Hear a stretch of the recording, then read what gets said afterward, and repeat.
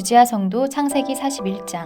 만 2년 후에 바로가 꿈을 꾼즉 자기가 나일 강가에 서 있는데 보니 아름답고 살찐 7암소가 강가에서 올라와 갈밭에서 뜯어먹고 그 뒤에 또 흉하고 파리한 다른 7암소가 나일 강가에서 올라와 그 소와 함께 나일 강가에 서 있더니 그 흉하고 파리한 소가 그 아름답고 살찐 7소를 먹은지라. 바로가 곧 깨었다가 다시 잠이 들어 꿈을 꾸니 한 줄기에 무성하고 충실한 7이삭이 나오고 그 후에 또 가늘고 동풍에 마른 7이삭이 나오더니 그 가는 7이삭이 무성하고 충실한 7이삭을 삼킨지라. 바로가 깬즉 꿈이라. 아침에 그의 마음이 번민하여 사람을 보내어 애굽의 점술가와 현인들을 모두 불러 그들에게 그의 꿈을 말하였으나 그것을 바로에게 해석하는 자가 없었더라. 술 맡은 관원장이 바로에게 말하여 이르되 내가 오늘 내 죄를 기억하나이다. 바로께서 종들에게 노하사 나와 떡 굽는 관원장을 친위대장의 집에 가두셨을 때에 나와 그가 하룻밤에 꿈을 꾼즉 각기 뜻이 있는 꿈이라. 그곳에 친위대장의 종된 히브리 청년이 우리와 함께 있기로 우리가 그에게 말하매 그가 우리의 꿈을 풀되 그 꿈대로 각 사람에게 해석하더니 그 해석한 대로 되어 나는 복직되고 그는 매달렸나이다. 이에 바로가 사람을 보내어 요셉을 부르매 그들이 급히 그를 옥에서 내놓은지라. 요셉이 곧 수염을 깎고 그의 옷을 갈아입고 바로에게 들어가니 바로가 요셉에게 이르되 내가 한 꿈을 꾸었으나 그것을 해석하는 자가 없더니 들은즉 너는 꿈을 들으면 능히 푼다 하더라. 요셉이 바로에게 대답하여 이르되 내가 아니라 하나님께서 바로에게 편안한 대답을 하시리이다.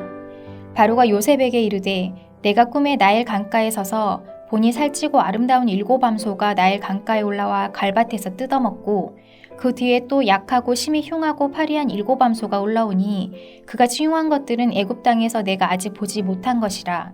그 파리하고 흉한 소가 처음에 7살찐 소를 먹었으나 먹은 듯 하지 아니하고 여전히 흉하더라. 내가 곧 깨었다가 다시 꿈에 보니 한 줄기에 무성하고 충실한 7이삭이 나오고 그 후에 또 가늘고 동풍에 마른 7이삭이 나더니 그 가는 이삭이 좋은 7이삭을 삼키더라. 내가 그 꿈을 점술가에게 말하였으나 그것을 내게 풀이해 주는 자가 없느니라. 요셉이 바로에게 아르되 바로의 꿈은 하나라. 하나님이 그가 하실 일을 바로에게 보이심이니이다. 7 좋은 암소는 7회요 7 좋은 이삭도 7회니 그 꿈은 하나라. 그 후에 올라온 파리하고 흉한 7소는 7년이요 동풍에 말라 속이 빈 7이삭도 7회 흉년이니 내가 바로에게 이르기를 하나님이 그가 하실 일을 바로에게 보이신다 함이 이것이라. 온 애굽 땅에 7회 큰 풍년이 있겠고 후에 7회 흉년이 들므로 애굽 땅에 있던 풍년을 다 잊어버리게 되고 이 땅이 그 기근으로 망하리니 후에 든 그 흉년이 너무 심함으로 이전 풍년을 이 땅에서 기억하지 못하게 되리이다. 바로께서 꿈을 2번 겹쳐 꾸신 것은 하나님이 이 일을 정하셨음이라. 하나님이 속히 행하시리니 이제 바로께서는 명철하고 지혜 있는 사람을 택하여 애굽 땅을 다스리게 하시고 바로께서는 또 이같이 행하사 나라 안에 감독관들을 두어 그 7회 풍년에 애굽 땅의 5분의 1을 거두되 그들로 장차올 풍년의 모든 곡물을 거두고 그 곡물을 바로의 손에 돌려 양식을 위하여 각 성읍에 쌓아두게 하소서. 이와 같이 그 곡물을 이 땅에 저장하여 애굽 땅에 임할 7회 흉년에 대비하시면 땅이 이 흉년으로 말미암아 망하지 아니하리이다. 바로와 그의 모든 신하가 이 일을 좋게 여긴지라. 바로가 그의 신하들에게 이르되 이와 같이 하나님의 영에 감동된 사람을 우리가 어찌 찾을 수 있으리요 하고 요셉에게 이르되 하나님이 이 모든 것을 내게 보이셨으니 너와 같이 명철하고 지혜 있는 자가 없도다. 너는 내 집을 다스리라. 내 백성이 다 내 명령에 복종하리니 내가 너보다 높은 것은 내 왕자뿐이니라. 바로가 또 요셉에게 이르되 내가 너를 애굽 온 땅의 총리가 되게 하노라 하고 자기의 인장 반지를 빼어 요셉의 손에 끼우고 그에게 세마포 옷을 입히고 금사슬을 목에 걸고 자기에게 있는 버금 수레에 그를 태우매 무리가 그의 앞에서 소리 지르기를 엎드리라 하더라. 바로가 그에게 애굽 전국을 총리로 다스리게 하였더라. 바로가 요셉에게 이르되 나는 바로라. 애굽 온 땅에서 네 허락이 없이는 수족을 놀릴 자가 없으리라 하고 그가 요셉의 이름을 사브나 바네아라 하고 또 온의 제사장 보디베라의 딸 아스낫을 그에게 주어 아내로 삼게 하니라. 요셉이 나가 애굽 온 땅을 순찰하니라. 요셉이 애굽 땅 바로 앞에 설 때에 30세라. 그가 바로 앞을 떠나 애굽 온 땅을 순찰하니 7해 풍년에 토지 소출이 심히 많은지라. 요셉이 애굽 땅에 있는 그 7년 곡물을 거두어 각 성에 저장하되 각 성읍 주위의 밭의 곡물을 그 성읍 중에 쌓아두매 쌓아둔 곡식이 바다 모래같이 심이 많아 세기를 그쳤으니 그 수가 한이 없음이었더라. 흉년이 들기 전에 요셉에게 두 아들이 나되 곧 오네 제사장 보디베라의 딸 아스낫이 그에게서 낳은지라. 요셉이 그의 장남의 이름을 므낫세라 하였으니 하나님이 내게 내 모든 고난과 내 아버지의 온 집을 잊어버리게 하셨다 하미요. 차남의 이름을 에브라임이라 하였으니 하나님이 나를 내가 수고한 땅에서 번성하게 하셨다 함이었더라. 애굽 땅에 7해 풍년이 그치고 요셉의 말과 같이 7해 흉년이 들기 시작하매 각국에는 기근이 있으나 애굽 온 땅에는 먹을 것이 있더니 애굽 온 땅이 굶주림에 백성이 바로에게 부르짖어 양식을 구하는지라. 바로가 애굽 모든 백성에게 이르되 요셉에게 가서 그가 너희에게 이르는 대로 하라 하니라. 온 지면에 기근이 있음에 요셉이 모든 창고를 열고 애굽 백성에게 팔세 애굽 땅에 기근이 심하며 각국 백성도 양식을 사려고 애굽으로 들어와 요셉에게 이르렀으니 기근이 온 세상에 심함이었더라. 하늘에 계신 우리 아버지여, 이름이 거룩히 여김을 받으시오며 나라가 임하옵시며 뜻이 하늘에서 이룬 것 같이 땅에서도 이루어지이다. 오늘날 우리에게 일용할 양식을 주옵시고 우리가 우리에게 죄 지은 자를 사하여 준 것 같이 우리 죄를 사하여 주옵시고 우리를 시험에 들게 하지 마옵시고 다만 악에서 구하옵소서. 대개 나라와 권세와 영광이 아버지께 영원히 있사옵나이다. 아멘.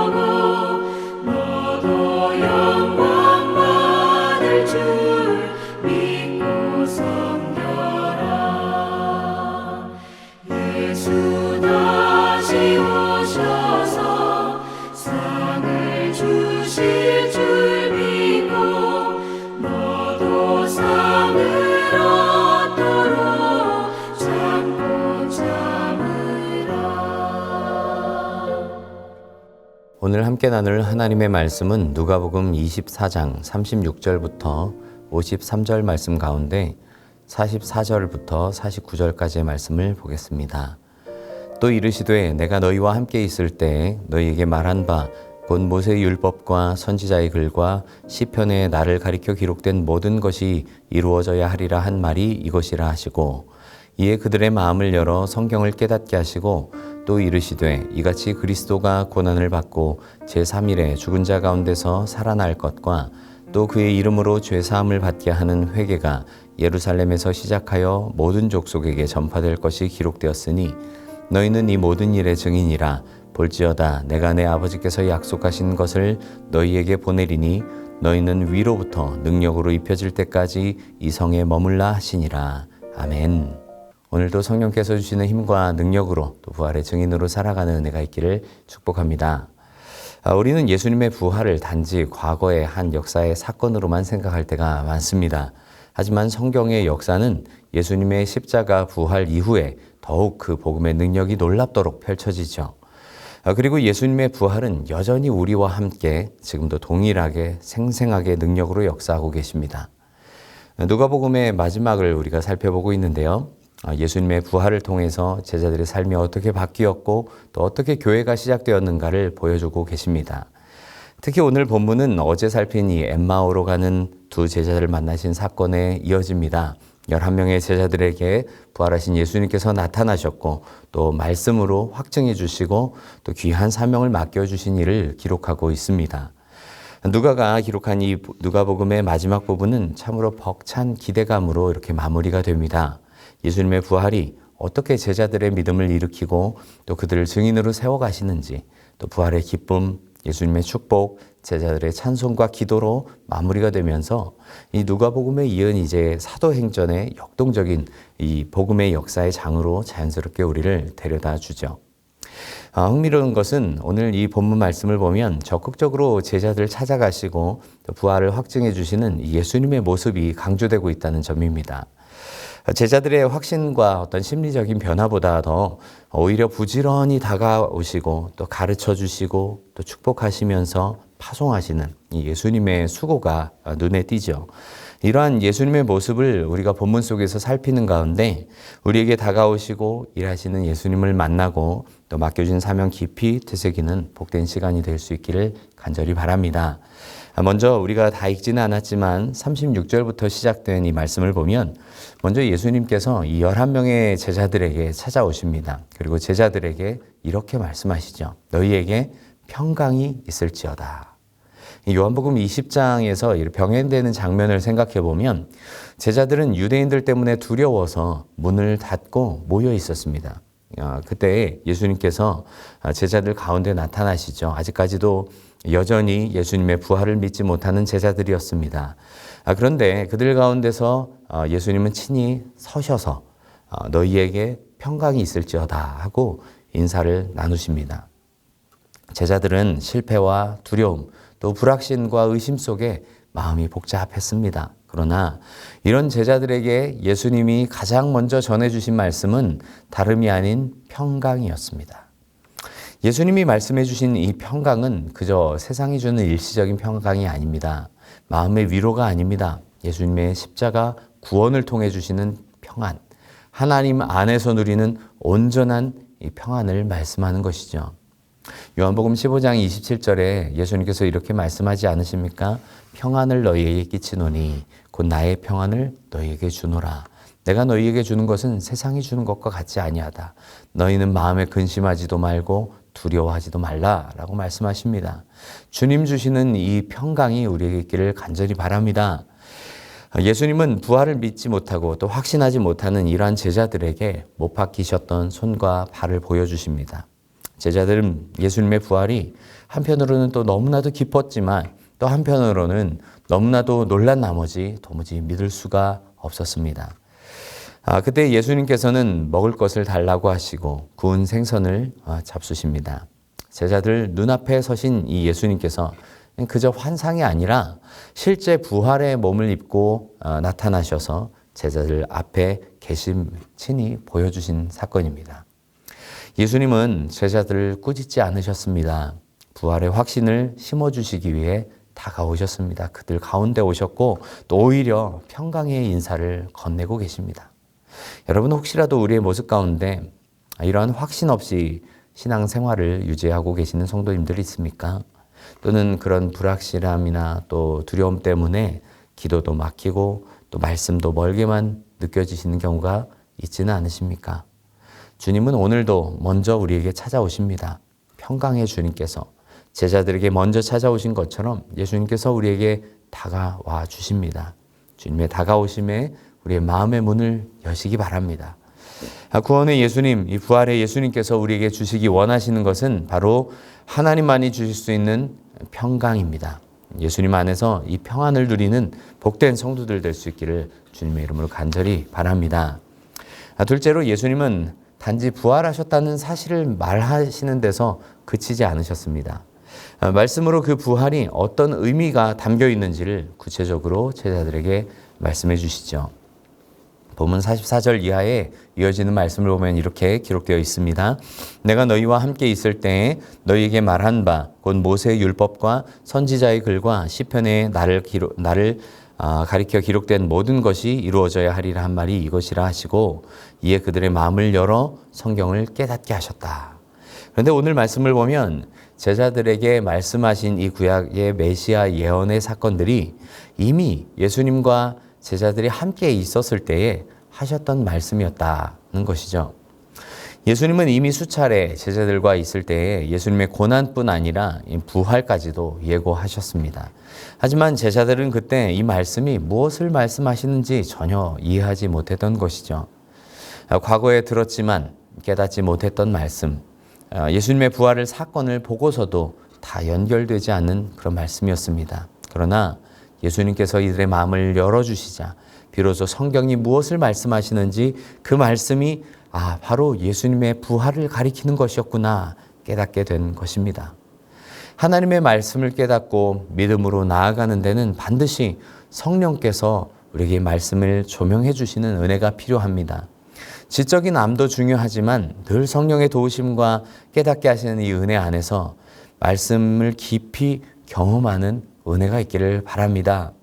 중요한 것은 성경을 깨닫게 하시고 또 이 복음의 메시지가 향하고 있는 목적이 어디 있는가를 이렇게 우리가 놓치지 말아야 한다는 사실이죠. 46절 이하는 예수님의 고난과 부활을 통하여서 그 이름으로 받는 죄사함과 회개, 이것이 예루살렘으로부터 시작해서 모든 민족에게 전파되는 것이라고 말씀하십니다. 복음의 핵심은 단순한 위로나 일시적인 평안이 아닙니다. 그것은 죄사함과 더불어서 예수님과 함께하는 새로운 삶으로의 부르심인 것입니다. 예수님의 부활은 우리 그리스도인들을 위한 감동적인 기념일만이 아니라 회개와 용서 또한 새로 뒤바뀐 이 삶으로 부르시는 지금도 계속되는 하나님의 역사임을 기억하시기 바랍니다. 우리도 종종 성경을 아는 것 같지만 또 삶은 여전히 막막할 때가 있죠. 오늘도 부활하신 주님은 우리에게 마음을 열고자 또 말씀을 들려주십니다. 우리의 마음의 문을 열고 주님의 말씀에 귀 기울이는 가운데 예수님의 부활과 함께하는 이러한 삶의 새로운 초대에 우리도 응하고 또 예수 그리스도와 동행하는 부활과 함께하는 인생 될 수 있기를 간절히 바랍니다. 셋째로 예수님은 이러한 제자들에게 증인의 사명을 맡기시고 또 축복하셨습니다. 48절 또 49절 말씀을 봅니다. 너희는 이 모든 일의 증인이라 내가 너희에게 약속한 것을 보내겠다 말씀하십니다. 예수님은 이제 제자들을 증인으로 부르십니다. 두려움과 의심 속에 사로잡혔던 제자들이지만은 이들에게 예수님의 부활의 확신을 심어주시고 이제 그들을 증인으로 세우시고 또 보내십니다. 이렇게 제자들에게 사명만 맡기시고 떠나신 것이 아니라 증인으로 살아가기 위해서 필요한 것, 성령의 능력도 약속하십니다. 위로부터 오시는 능력, 그리고 제자들을 축복하시죠.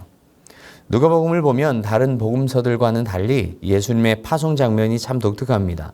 엄숙함, 두려움, 또 막중한 책임감보다는 오히려 축복과 기쁨, 또 찬양으로 가득하거든요.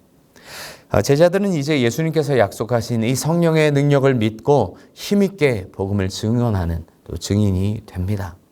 여러분, 우리도 성경을 통해 예수 그리스도의 이 부활과 그 의미를 알고 깨닫고 살아가는 제자들입니다. 그렇다면 우리도 제자들과 마찬가지로 부활의 증인입니다. 하지만 우리도 여전히 두려울 때가 있습니다. 때론 증인의 삶이 부담스러울 때도 있습니다.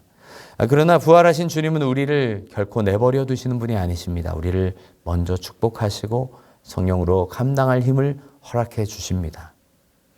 예수님의 부활은 역사적 사실입니다. 이 사실을 받아들이는 것도 너무나도 중요합니다. 그러나 예수님의 부활이 단지 역사적 사실이었다는 것으로만 그쳐서는 안 됩니다.